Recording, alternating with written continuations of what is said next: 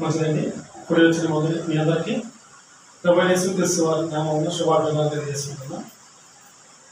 మరి ఈరోజు ఒక సందర్భాన్ని ఆలోచించేద్దాం.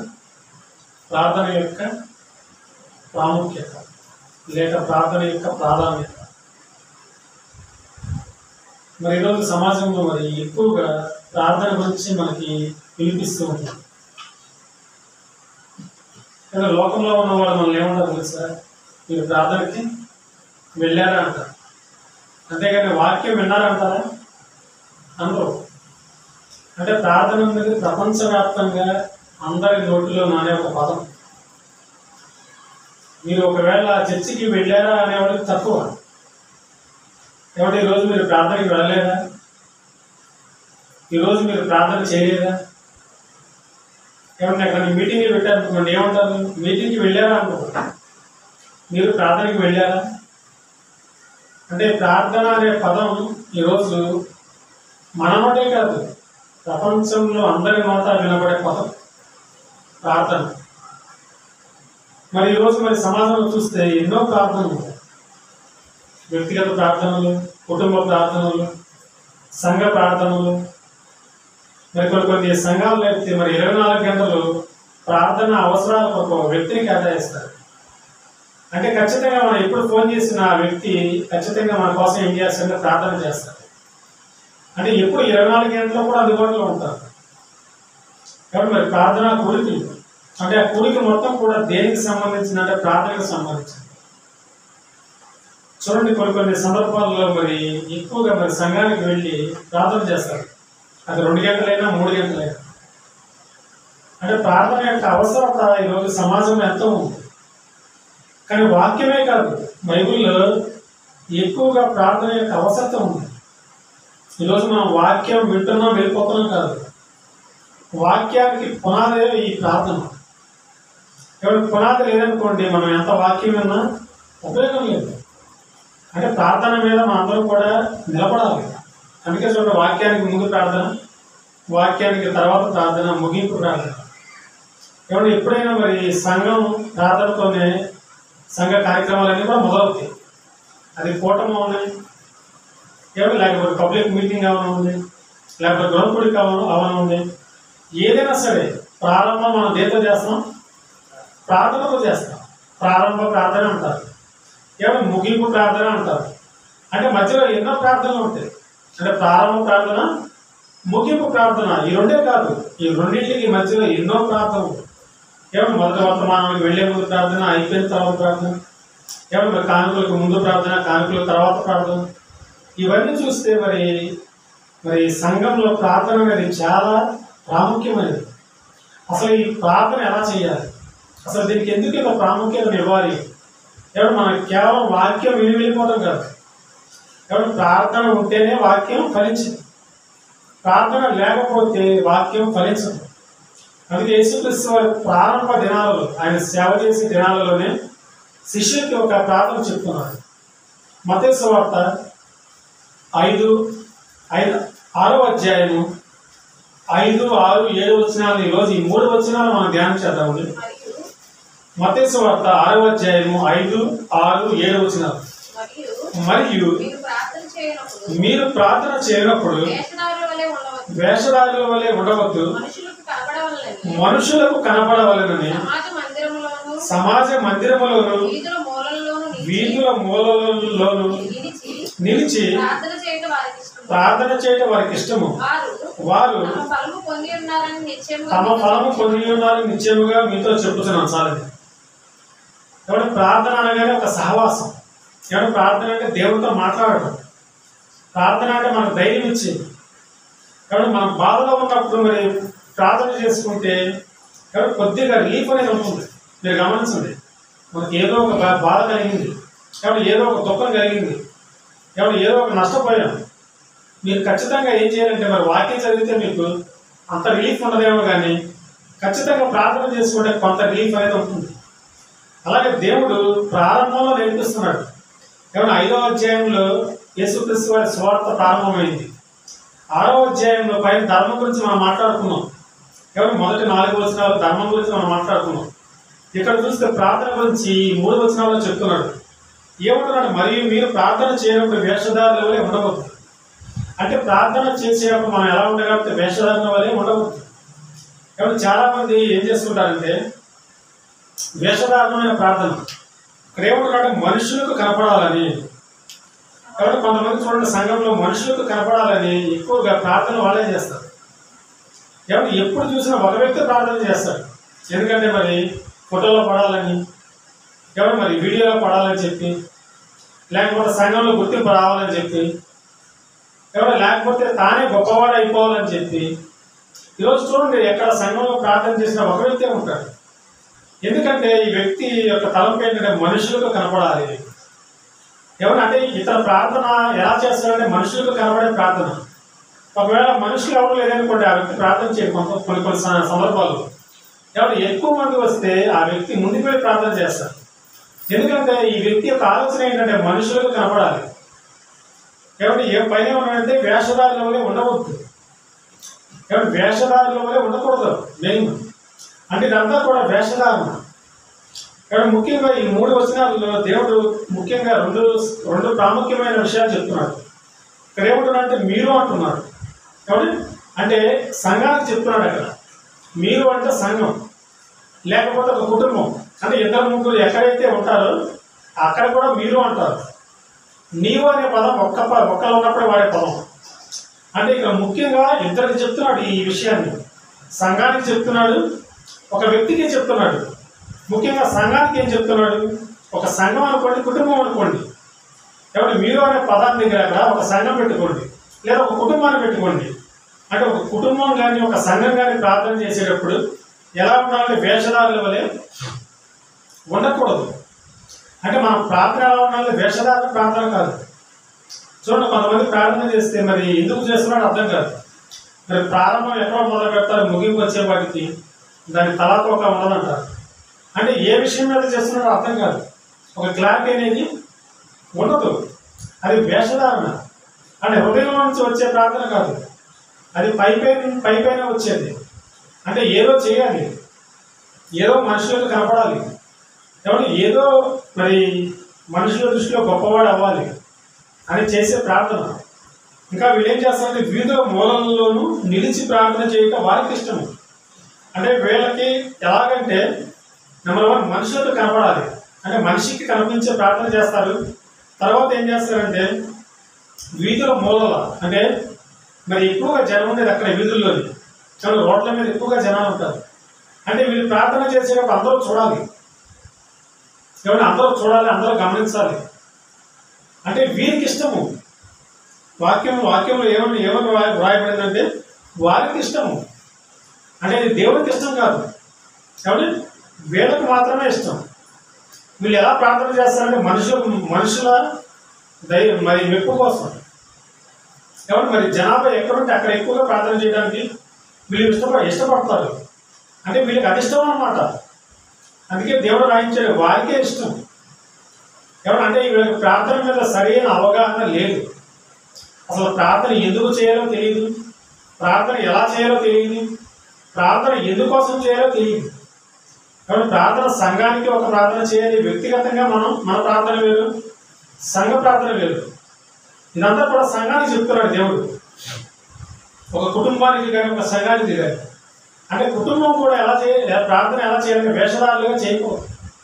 ఎవరికి కుటుంబం ఉన్నారనుకోండి, కుటుంబంలో మరి 10 మంది ఉంటే 10 మంది కూడా ప్రార్థన వేషధారుల తరంగా ఉండకూడదు, ఏదో పేరు వచ్చినట్టుగా చేయకూడదు ప్రార్థన. ఎవరిని నిలిచి ప్రార్థన చేయడం వాళ్ళకి ఇష్టం ఉంటారు, ఎందుకంటే వాళ్ళకి పేరు కావాలి. ప్రార్థన అంటే ఒక సహవాసం, ఎవరు దేవునితో మాట్లాడటం, ఎవరు దేవునితో మరి మన సహవాసాన్ని కొనసాగించడం. దేవునికి మనకి ఉన్న సంబంధాన్ని ఎక్కువ కాలం కొనసాగించాలంటే మరి ప్రార్థనే మనల్ని నిలబెట్టింది. కాబట్టి మనల్ని పడిపోకుండా మరి నిలబెట్టేదే ప్రార్థన. ఎవరు మన కోపం వచ్చినప్పుడు మరి ప్రార్థన చేసుకున్న కోపాన్ని తగ్గిస్తుంది. కాబట్టి మనం డిప్రెషన్లోకి వెళ్ళినప్పుడు మరి మానసిక శాస్త్రవేత్తలు కూడా మీకు నచ్చిన దైవాన్ని తెలుసుకోమంటారు. అంటే మీరు ఏ దైవాన్ని అయితే కొలుస్తారో ఆ దైవాన్ని ప్రశాంతంగా కూర్చొని ఒక 10 నిమిషాలు తలుచుకుంటే మీలో ఉన్న సమస్యలని పోతూ ఉంటారు. అంటే చూడండి, మానసిక కౌన్సిలింగ్ కూడా అదే చెప్తుంది. మరి ఉదయాన్నే యోగా కూడా నేర్పించేది అదే. ఉదయాన్నే మీరు కళ్ళు మూసుకొని మీ ఇష్ట దైవాన్ని తలుచుకోమంటారు. ఆ దైవంతో మీరు మాట్లాడమంటారు. ఆ దైవంతో మీరు నన్ను నడవమంటారు. వాళ్ళు చెప్పేది అదే. అంటే చూడండి, ప్రపంచం మొత్తం కూడా మరి ఏ దైవాన్ని అయితే నమ్ముకున్నారో ఆ దైవంతోనే మరి నడవమంటారు. ఆ దైవంతోనే మరి మరి జీవితాన్ని కొనసాగించమంటారు. అంటే ఈరోజు క్రైస్తవులుగా మనం ప్రార్థన చేసినప్పుడు ఒక సంఘంగా మరి వేషధారులనే ఉండకూడదు. మెయిన్ అంటే వేషధారులు అంటే మరి ఇష్టమైన ప్రార్థన. మరి గొర్రె చర్మం కప్పుగల తోడేలు స్వభావం లాంటి వాడు అనమాట. అంటే పైన లోపలేమో ప్రార్థన చేయాలనిపించదు, కానీ మనుషుల కోసం వాడు ఏం చేస్తారంటే దీర్ఘ ప్రార్థనలు చేస్తారు. సంత వీధుల్లో వందనాలు కోరుతారు. ఎందుకంటే ఇవన్నీ వారికి ఇష్టము. ఎక్కడ కనిపించినా మరి అయ్యగారి వందనాలు అంటారు, తెలుసుగా మీరు. అంటే సంత వీధుల్లో వాళ్ళు వెళ్తున్నప్పుడు ఖచ్చితంగా వందనాలు కోరుతారు. ఇవన్నీ మనమే కాదు, లేఖనాలు చదివించినవి. అంటే వారికి ఇష్టం అంట. వీధిలో మూలంలో నిలవటం, ప్రార్థన చేయడం వారికి ఇష్టం. మరి వేషధారుల వల్ల ప్రార్థన చేయడం వాళ్ళకి ఇష్టం. ఇవన్నీ కూడా వాళ్ళకి ఇష్టం అన్నమాట. కానీ సంఘం అయితే అలా ఉండకూడదు. ఇవన్నీ కనుక చేస్తే వారు తమ ఫలము పొంది ఉన్నారు. అంటే దేవుడు వాళ్ళకి ఏదైతే ఇవ్వాలన్నా ఖచ్చితంగా అప్పుడే ఇచ్చేస్తారంట. ఫలము పొంది ఉన్నారు. ఫలాలు 2 రకాలు ఉన్నాయి. నీతి ఫలాలు ఉన్నాయి, దుర్నీతి ఫలాలు ఉన్నాయి. మంచి చెట్టు మంచి కాయలే కాస్తుంది. చెడ్డ చెట్టు మంచి కాయలు కాయలు ఎప్పుడు.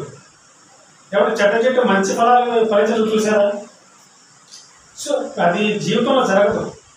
ఇక్కడ తమ ఫలము పొంది అంటే ఫలం వచ్చేసింది. ఫలాలు వచ్చేసింది. మనకేమో రావాల్సిన ఆత్మ ఫలాలు, కానీ ఇక్కడేమో శరీర ఫలాలు వచ్చేసింది. అంటే మీరు ఏ పంట విత్తితే ఆ పంటే కోస్తారు. ఇక్కడ ఎత్తిందేమో శరీరేచ్ఛ. ఆత్మ పంట కోయాలంటే అక్కడ ఫలాలు ఏమి ఉండవు. అందుకే దేవుడు అన్నాడు, మీరు ఖచ్చితంగా ఆ ఫలం మీకు వచ్చేసింది. అంటే ఎప్పుడైతే మనం వేషధారులుగా ఉంటున్నామో ఆ ఫలాలు మనకు వచ్చేసింది. కానీ మనకి కనిపించడంలా. అందరిలాగానే మనం బ్రతుకుతున్నాం. దేవుడు మనల్ని దీవిస్తున్నాడు, దేవుడు మనల్ని ఆశీర్వదిస్తున్నాడు అనుకుంటున్నాడే తప్ప ఆ ఫలాలు పొందారు అని చెప్పి తెలుసుకోలేకపోతున్నాం. ఆ ఫలాలు ఆల్రెడీ పొందేసుకున్నాం మనం. ఎప్పుడంటే ఈ వచనం మనం ఎప్పుడైతే చదివామో అప్పుడే పొందేసుకున్నాం. ఎప్పుడైతే మనం వేషధారులుగా ప్రార్థన చేసామో అప్పుడే పొందేసుకున్నాం. 6వ వచనం చూస్తే, నీవు ప్రార్థన చేయనప్పుడు నీ గదిలోనికి వెళ్ళి తలుపు వేసి రహస్యమందున నీ తండ్రికి ప్రార్థన చెయ్యి. అప్పుడు రహస్యమందు చూచు నీ తండ్రి నీకు ప్రతిఫలం ఇచ్చింది. చాలండి. ఇక్కడ ఈ వచనంలో మెయిన్ 2 విషయాలు. మొదటి విషయం ఏమో సంఘం గురించి. ఇక్కడ రెండో విషయం నీవు అంటున్నాడు. అంటే సింగిల్, అంటే ఇది వ్యక్తిగతానికి సంబంధించింది. మీరు ఎప్పుడైనా సింగిల్ కాబట్టి ఏం చేయాలంటే ఖచ్చితంగా నీ గదిలోనికి వెళ్ళి తలుపు వేసుకొని ప్రార్థన చేయి. మరొక సందర్భంలో చెప్తాడు తలస్నానం చేయాలి అని. ఇదే 4 సువార్తల్లో ఉంటుంది. తలస్నానం చేసి నీ గదిలోనికి వెళ్ళి రహస్యమందున నీ తండ్రికి ప్రార్థన చేయి. ఇది సింగిల్గా ఉన్నప్పుడు చేసేది. సంఘంగా ఉన్నప్పుడు చేసేది వేరు, మనిషి సింగిల్గా ఉన్నప్పుడు చేసేది వేరు. సింగిల్గా ఉన్నప్పుడు ఏం చేయాలంటే గదిలోకి వెళ్ళాలి, తలుపు వేసుకోవాలి. ఎందుకంటే బయట ఉంటే మనం లోపల పడిపోతాం. గది అని ఎందుకన్నారంటే లోపల ఉంటే మనం సేఫ్ సైడ్లో ఉంటాం. బయట ఉంటే మనకు రకరకాల ఆలోచనలు. మరి బయట మరి ప్రకృతి అంతా రకరకాలుగా ఉంటుంది. లోకం మనల్ని పిలుస్తూ ఉంటుంది. బయటకు వెళ్తే మన మనస్సు ప్రార్థన మీద ఉండదు. బయట మరి సమాజంలోకి వెళ్తే మన మనస్సు మరి వాక్యం మీద ఉండదు. అందుకే దేవుడు ఏమన్నాడు, లోపలికి వెళ్ళిపో. అందుకే నోవాహు గారిని కూడా లోపలికి వచ్చేయమన్నాడు, కానీ బయట ఉండమన్నాడా? నోవాహు గారిని లోపలికి వచ్చేయమన్నాడు. ఎందుకంటే బయట సమాజం బాగోలా. బయట సమాజం అంతా చెడిపోయింది. నోవాహు గారు మన కుటుంబంతో రమ్మన్నాడు లోపలికి. అలాగే మనల్ని కూడా దేవుడు లోపలికి వెళ్ళమన్నాడు. గదిలోకి వెళ్ళి తలుపు వేయమంటున్నాడు. నోవాహు గారు వాళ్ళకు కూడా తలుపు వేయమన్నాడా లేదా? అంటే లోకంతో సంబంధం లేదు వాళ్ళకి. బయట ఏం జరుగుతున్నా వాళ్ళకి సంబంధం లేదు. అలాగే మనకు కూడా దేవుడు ఒకటి ఇచ్చాడు. బయట ప్రపంచంతో సంబంధం లేదు. నువ్వు ప్రార్థన చేయడానికి గదిలోకి వెళ్ళు. తలుపు వేయంటే ఎవరైనా ఖచ్చితంగా మనం బయట ప్రపంచంతో సంబంధం కోల్పోవాలి. బయట ఏమి జరుగుతుందో మనం పట్టించుకోకూడదు. ఇది వ్యక్తికి సంబంధించింది. ఒక వ్యక్తికి సంబంధించింది వేరు, సంఘానికి సంబంధించింది వేరు. సంఘంలో ఉన్నప్పుడు మనం గది తలుపు వేయకూడదు. అది లేదు. నువ్వు సింగర్గా ఉన్నప్పుడే తలుపు వేయాలి. సింగర్గా ఉన్నప్పుడు మనకి ఎన్ని తలుపులు వస్తాయి తెలుసా? రకరకాల ఆలోచనలు వస్తాయి. కొన్ని మంచి ఆలోచనలు ఉంటాయి, కొన్ని చెడ్డ ఆలోచనలు ఉంటాయి. మానవుని ఊహల్లో తలపు అంతయు కేవలం చెడ్డది అంటాడు. అంటే నిమిషానికి కొన్ని లక్షలు వస్తాయంటే మనకు ఆలోచనలు. కానీ అన్నీ మనం పాటించాం. ఇక్కడే మనం ఉంటాం, ఎక్కడో ఆలోచిస్తూ ఉంటాం. అంటే మన మనసు ఇక్కడే ఉండదు. కొంతమంది చర్చిలో ఉంటారు. వాళ్ళ ఆలోచన ఎక్కడో ఉంటుంది. వాళ్ళు దేని గురించి ఆలోచిస్తూ ఉంటారు. అందుకే దేవుడు అన్నాడు లోపలికి వెళ్ళిపో అన్నాడు. అంటే బయట ఉండదు అన్నాడు. అంటే బయట ఉండడం చాలా ప్రమాదకరం. బయట ఉంటే మరి ఎన్నో క్రూర మింగడానికి మరి అపవాది గర్జించి సింహంలో తిరుగుతున్నాడు. మరి బయట ఉంటే తీసుకుని వెళ్ళిపోతాడు. అందుకే దేవుడు లోపలికి వెళ్ళిపో. రహస్యంలో నీ తండ్రికి నువ్వు ప్రార్థన చేయాలి. ఇక్కడ 2 ప్రార్థనల గురించి మాట్లాడుతున్నాడు. సంఘ ప్రార్థన, వ్యక్తిగత ప్రార్థన. సంఘ ప్రార్థన కూడా చాలా ఇంపార్టెంట్. ఎందుకంటే మనం అనుకుంటాం సంఘ ప్రార్థన ఏమవ్వలేదు, వస్తున్నాం వెళ్ళిపోదాం అనుకుంటారు. ప్రారంభంలో మనం చూస్తే సంఘ ప్రార్థన మంచి బలమైనది. మన అందరూ తెలుసు పేతురు గారిని ఏం చేశారని చెరసాలకు పెట్టారు. తెల్లారులైతే మరి పేతురు గారిని ఏం చేయాలని చంపేయాలి. ఆల్రెడీ యాకోబు గారిని చంపేశారు లేదా? యాకోబు గారిని ఖడ్గంతో నరికేశారు. నెక్స్ట్ ఎవరు? పేతురు గారిని పట్టుకున్నారంటే చంపేయాలి. ఎందుకంటే యూదులకు ఇష్టమైన కార్యం ఇది. యూదులకి ఏ కార్యం ఇష్టం అంటే చంపటం. ఇది ఇష్టమైన కార్యం అని తెలుసుకొని వాళ్ళందరూ కూడా పగపని మరి పేతురు చెరసాలలో ఉంచారు. పేతురు చెరసాలలో ఉంచినప్పుడు సంఘం ఏం చేసిందంటే ప్రార్థన చేసింది. ఒకసారి అపోస్తుల కార్యము 12వ అధ్యాయం 5వ వచనం. అపోస్తుల కార్యము 12వ అధ్యాయము. పేతురు చెరసాలలో ఉంచబడను. సంఘమైతే అతని వరకు అత్యాశక్తితో దేవుడికి ప్రార్థన చేయించాలని.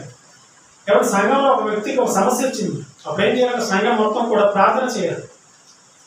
ఆ వ్యక్తికి ఆ సమస్య వచ్చింది, సమస్య నాకు రాయాలని చెప్పి మనం సైడ్ అయిపోకూడదు. ఆ సమస్య ఆ వ్యక్తికి కాదు, సంఘం మొత్తాన్ని సమస్యగా తీసుకోవాలి. ఇక్కడ సమస్య ఎవరి? పేతురు గారిది. సంఘం సేఫ్గానే ఉంది కదా, సంఘానికి ఏ ప్రాబ్లం లేదు కదా. పేతురు గారిని పట్టుకున్న మాకేమైందని చెప్పి సంఘం కూర్చోదా? సంఘం ఏం చేసిందంటే పేతురు గారిని ఎప్పుడైతే చెరసాలలో ఉంచారో అప్పుడు ఆసక్తి కదా, అత్యాసక్తితో. అంటే గంట చేసేవాళ్ళు 2 గంటలు 3 గంటలు చేస్తున్నారంట. అత్యాసక్తి, వాళ్ళకి ఆసక్తి పెరిగింది. ఎందుకంటే పేతురు గారు మరి చెరసాలలో ఉన్నారు. కానీ పేతురు గారు బంధువా? కాదు. పేతురు గారు ఒక సంఘ నాయకుడు, సంఘాన్ని నడిపించేవాడు.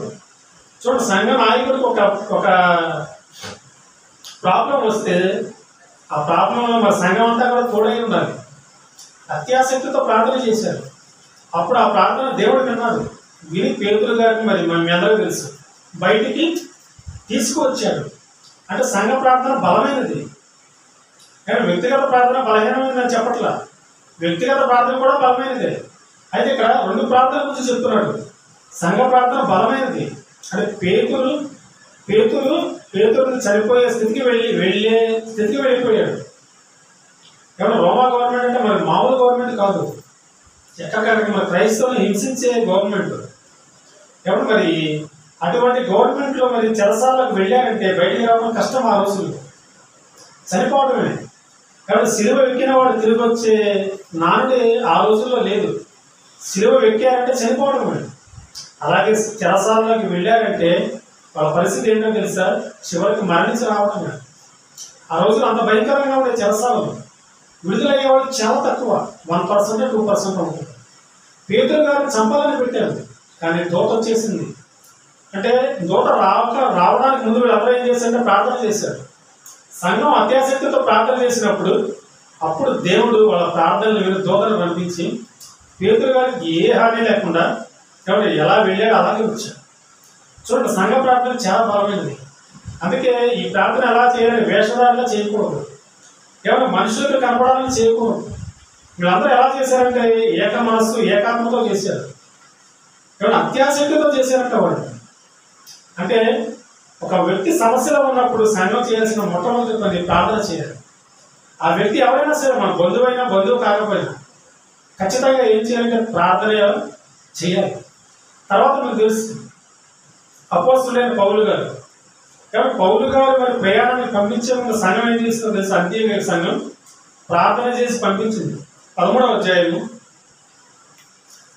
అపోస్తుల కార్యము 13వ అధ్యాయము 2వ వచనం చూడండి.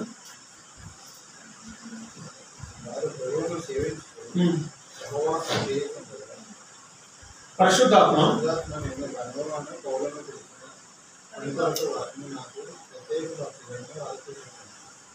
అంతటా వారు ఉపవాసం ఉండి ప్రార్థన చేసి వారి మీద చేతి నుంచి వారిని పంపివేసింది.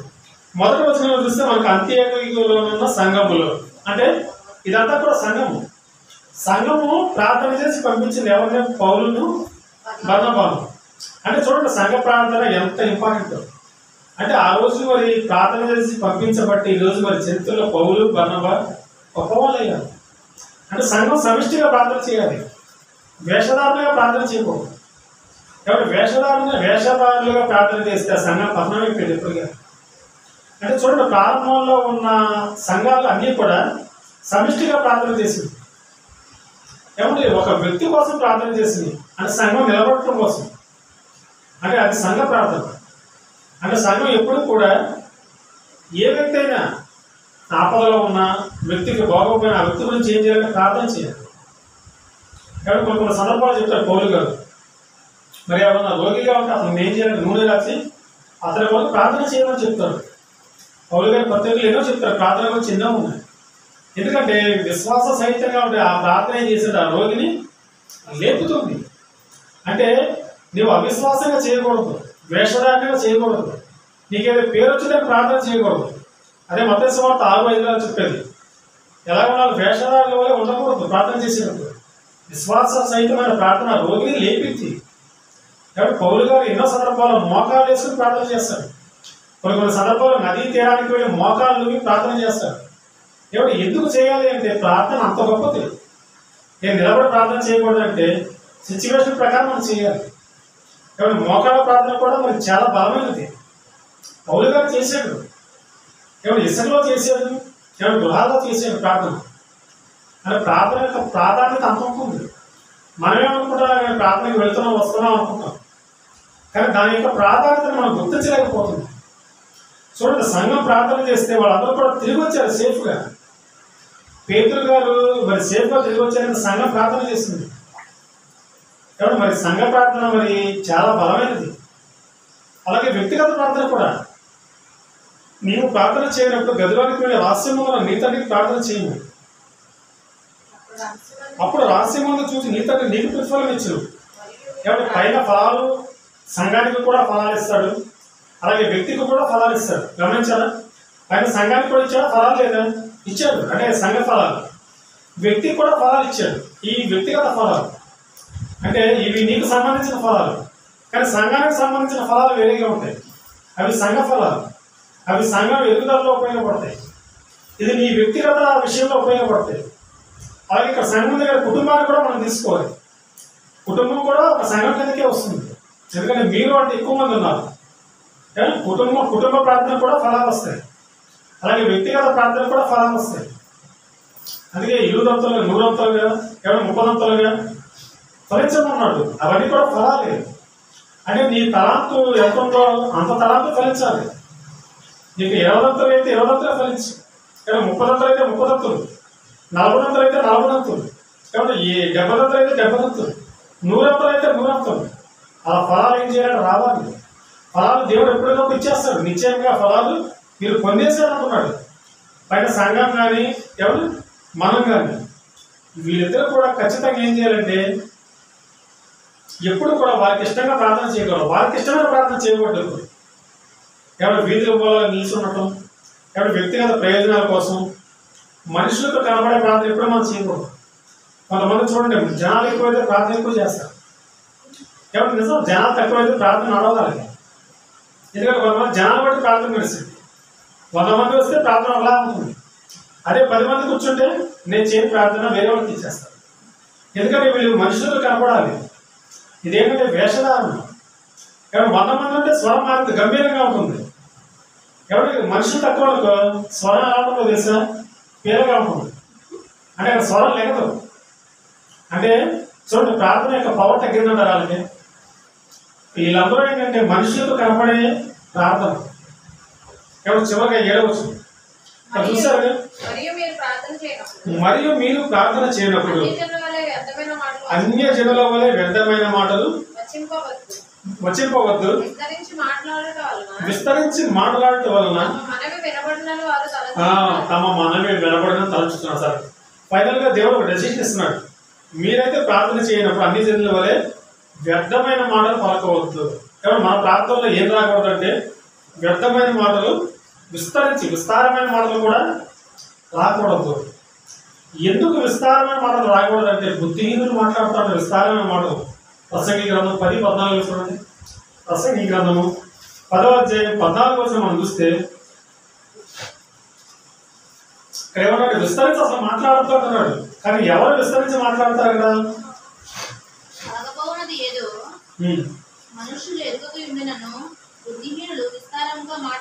బుద్ధిహీనులు ఏం చేస్తారు? విస్తారంగా మాట్లాడతారు.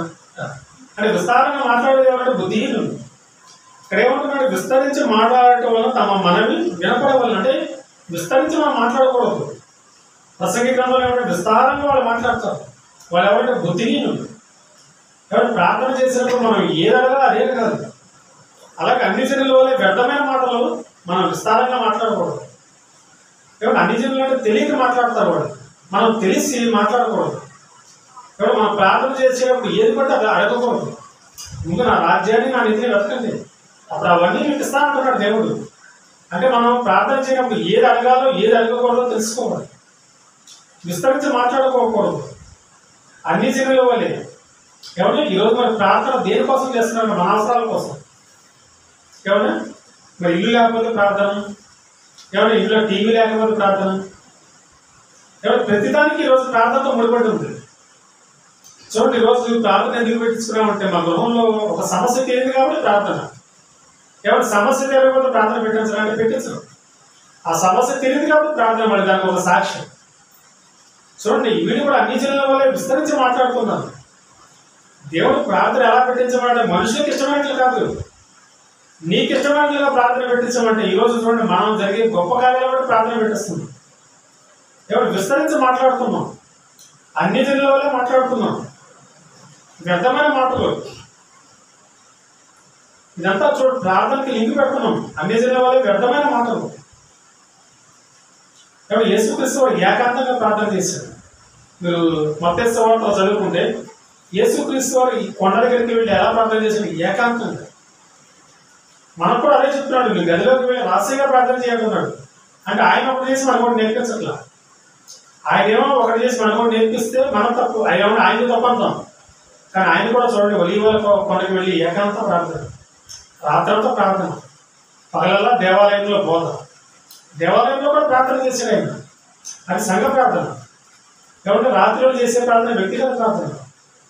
తండ్రి నా ఆత్మను అప్పగించుతున్నాను, అది వ్యక్తిగత ప్రార్థన. కాబట్టి మనం కూడా వ్యక్తిగత ప్రార్థన ముందు సంఘ ప్రార్థన ఉంటుంది. వ్యక్తిగతంగా మనం చేసే ప్రార్థన చేయాలి. మనకి ఏదైనా కుటుంబ సమస్యలు వస్తే దేవుడిని అడగడం తప్పలేదు. ఎవరు దాన్నే మనం హైలైట్ చేయకూడదు. ఎవరు దానికోసమే మనం బ్రతకడానికి భూమి మీదకి రాలా. కేవలం అది తేలకపోతే మనకి ఏదో సమస్య వచ్చినట్లుగా ఈరోజు ఫీల్ అయిపోతాం. మనం ఈరోజు మన ప్రార్థనలు అన్ని జిల్లాల వల్లే మాట్లాడుతున్నాం. మనకి ఏం కావాలో కోరికలన్నీ కూడా ప్రార్థన ఒక చిట్టా పెడుతున్నాం దేవుడిని.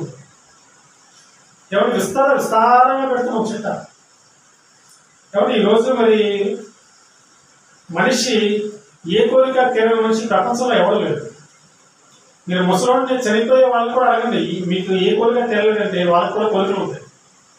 ఫలానా టైంలో ఒక కోరిక ఉంటే తీరలేక చనిపోతున్నాను అంటాడు. 90 ఏళ్ళ బుద్ధుడు కూడా అదే చెప్తాడు.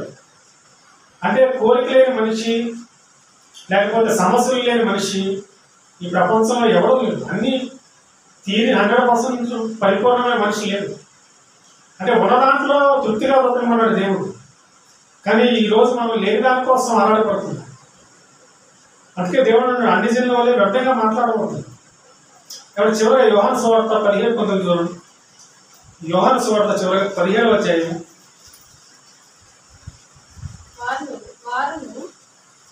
యోహాను సువార్త 17:19. 17:9. నేను వారి కొరకు ప్రార్థన చేస్తున్నాను, లోకము కొరకు ప్రార్థన చేయట్లేదు. నీవు నాకు అనుగ్రహించి ఉన్నవారు నీ వారైనందున వారి కొరకే ప్రార్థన చేస్తున్నాను. సరే, మత్తయి సువార్తలో 7 ఏమన్నాడు? మీరు ప్రార్థన చేయడం అన్ని జనుల వలె వ్యర్థమైన మాటలు పలకకూడదు. ఈ వాక్యాన్ని మనసులో పెట్టుకుని ఈ వచనం జరిగితే, నేను వారి కొరకు ప్రార్థన చేస్తున్నాను. ఎవరి కొరకు అంటే క్రైస్తవుల గురించి, లోకం కొరకు ప్రార్థన చేయటంలా. ఇక్కడ ఏమంటున్నాడు? అన్ని జనుల వల్ల, అన్ని జనులు ఉండేది లోకంలో. కాబట్టి ఇక్కడ ఏమంటున్నాడు? లోకం కొరకు నేను ప్రార్థన చేయట్లేదు. యేసుక్రీస్తు వారు చెప్తున్నారు. అంటే లోకం గురించి మనం ఎప్పుడు ప్రార్థన చేయకూడదు. ఏమైనా వరదలు వచ్చినా, విపత్తులు వచ్చినా అది వేరే విషయం. దానికి మళ్ళీ దీనికి లింక్ పెట్టకూడదు. ఏమైనా వరదలు వచ్చినాయి కానీ నాకు ప్రార్థన చేయకూడదు, అది వేరే సందర్భం. ఇక్కడ దేవుడు చెప్పే సందర్భం వేరు. ఇక్కడ యేసుక్రీస్తు వారు ఏమంటున్నాడు? నేను వారి కొరకు ప్రార్థన చేస్తున్నాను, సంఘం గురించి, శిష్యుల గురించి. కానీ లోకం కొరకు ప్రార్థన చేయట్లా. అంటే మనం కూడా ఎక్కువగా లోకం అంటే లోకంలో ఉన్నంత శరీరాశ, నేత్రాశ, జీవపుడము. అంటే మనం లోకం గురించి ఎప్పుడు ప్రార్థన చేయకూడదు. మనం ఎప్పుడు ప్రార్థన చేసిన సంఘం గురించి కానీ, లేకపోతే మన గురించి కానీ తప్ప అన్య జనుల వల్లే వ్యర్థమైన మాటలు మాట్లాడకూడదు. ప్రార్థనలో కూడా విస్తారమైన మాటలు మనం మాట్లాడకూడదు. ఏమన్నా ప్రార్థన ఏ సందర్భానికి చేస్తున్నాం? ఏమన్నా ప్రార్థనలో కూడా మన సందర్భాలు ఉన్నాయి. మనం ఏ సందర్భం, ఒకవేళ ఆ వ్యక్తి రోగానికి సంబంధించిందో అది కూడా ప్రార్థన చేయాలి. ఏమన్నా ఆ ప్రార్థన వల్ల వేరే దాంతో లింక్ పెట్టకూడదు. ఏమన్నా ఆశీర్వాదాలు మరి వేరే తీసుకోలేకూడదు. ఏమన్నా ఒకవేళ చదువులో ఇబ్బంది పడుతున్నావో ఆ ప్రార్థన చేయాలి. సంఘ ప్రార్థన సంఘం గురించి చేయండి. సంఘం యొక్క ఎదుగుదల గురించి, ఏమన్నా సంఘం యొక్క ఆత్మీయ అభివృద్ధి గురించి ఆ ప్రార్థన చేయాలి. ఏమన్నా ఎక్కడికి వెళ్ళినప్పుడు అదే ప్రార్థన చేయాలి. అందుకే దేవుడు లోకం కొరకు నేను ప్రార్థన చేయట్లేదు. యేసుక్రీస్తు వారు చెప్పాడు లోకం గురించి ప్రార్థన చేయాలి. లోకము దాని ఆశలు గతించిపోతాయి. కాబట్టి దేవుని వాక్యం వినినవాడు నిత్యము నిలుస్తాడు. కాబట్టి లోకం యొక్క ఆశలు గతించిపోతాయి. ఆశల గురించి ప్రార్థన చేయమంటుందా? మనం ప్రార్థన చేయవలసింది ఎక్కువగా సంఘం గురించి, మన వ్యక్తిగత బాధ్యతల గురించి. యేసుక్రీస్తు వారు కూడా ఎప్పుడు లోకం గురించి ప్రార్థన చేయాలి. కుష్ఠరోగిని స్వస్థపరిచేయంటే ఆ సందర్భం వేరు. మీరు దాన్ని లోకానికి అప్లై చేయకూడదు. దాన్ని తీసుకొచ్చి యేసుక్రీస్తు వారు కూడా లోకాన్ని లోకంలో ఏమన్న వారిని బాగు చేశాడు కదంటే ఆ సందర్భం వేరు. అవన్నీ కూడా వాక్యాన్ని స్థిరపరచడానికి సూచక్రియల ద్వారా. ఆ రోజుల్లో స్వార్థ లేదు కాబట్టి వాక్యాన్ని స్థిరపరచడం కోసం ఇవన్నీ చేశాడు. సూచక్రియలు, అద్భుతాలు, మహత్కార్యాలు చేశారంటే వాటిని చూసి మనం నమ్మాలి. కాబట్టి ఈరోజు అది జరిగితేనే నేను వస్తాను అంటే అది చాలా తప్పు. ఈరోజు చూడండి, మన వాళ్ళు కూడా మరి కుటుంబం దగ్గరికి వెళ్ళి ప్రార్థన చేసి మా దేవుడు నేను స్వస్థపరుస్తాడు. వాళ్ళు కూడా ఏమనుకుంటారంటే దేవుడు స్వస్థపరిస్తే మన సంఘానికి వెళ్ళాలి. ఎవరు చూడండి, ఒకవేళ దేవుడు అతను స్వస్థపరచకపోతే సంఘానికి రావాలి. అంటే చూడండి, ఇది ఏ రకమైన ప్రార్థన అంటే ఇది లోక సంబంధమైన ప్రార్థన. మనం చెప్పాల్సింది అది కాదు. మనం ప్రార్థన చేసి బలపరచాలి ఆ వ్యక్తిని. మనం ఏం చేస్తున్నామంటే ప్రార్థన చేసి లేనిపోయిన ఆశలు కల్పిస్తున్నాం. కాబట్టి మరి ప్రార్థనకు వస్తే మీకు అది వస్తుంది, ఇది వస్తుంది. కాబట్టి ప్రార్థన చేస్తే మీ జీవితాలు మారిపోతాయని చెప్తారు. కాబట్టి మరి మీ స్టైల్ మారిపోతుంది, మీకు ఉద్యోగాలు వస్తాయి. ఇవన్నీ ఈరోజు మనం ప్రార్థనలో పెట్టి చేస్తున్నాం. కానీ అది తప్పు. అదంతా కూడా లోకానికి సంబంధించింది. అదంతా కూడా విస్తరించే మాటలే. అదంతా కూడా బుద్ధిహీనులు చేసేది. మనమైతే ప్రార్థన చేసినప్పుడు దేవుడు అన్ని జనుల వలె వ్యర్థమైన మాటలు పలుకకూడదు. కాబట్టి ఈ 3 వచనాల సారాంశం ఏంటంటే, ముందుగా సంఘాన్ని చెప్తున్నాడు కొన్ని విషయాలు. కాబట్టి సంఘ ప్రార్థన ఎలా చేయాలి, తర్వాత వ్యక్తిగత ప్రార్థన ఎలా చేయాలి, తర్వాత లోకాన్ని చూసి లోకానికి సంబంధించి మనం ఎలా ప్రార్థన చేయాలి. కేవలం అన్ని జనుల వల్ల మనం విస్తరించి మాట్లాడకూడదు. అక్కడికి వెళ్ళినప్పుడు మనం బుద్ధిగా ఉండి ప్రార్థన చేసి వచ్చేయాలి. దీంట్లో మనం 3 విషయాలు నేర్చుకున్నాం. మనం సంఘంగా ఉన్నప్పుడు చేసే ప్రార్థన వేరు, నువ్వు వ్యక్తిగతంగా ఉన్నప్పుడు చేసే ప్రార్థన వేరు, లోకంలో ఉన్నప్పుడు చేసే ప్రార్థన వేరు. లోకం గురించి చేయాలి మనం ప్రార్థన, కానీ లోకాశల గురించి మనం చేయకూడదు.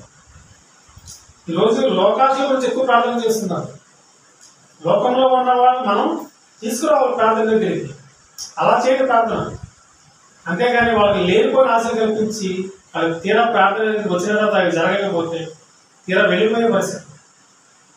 కాబట్టి ప్రార్థన యొక్క ప్రాముఖ్యత గురించి ఆలోచన చేయాలి.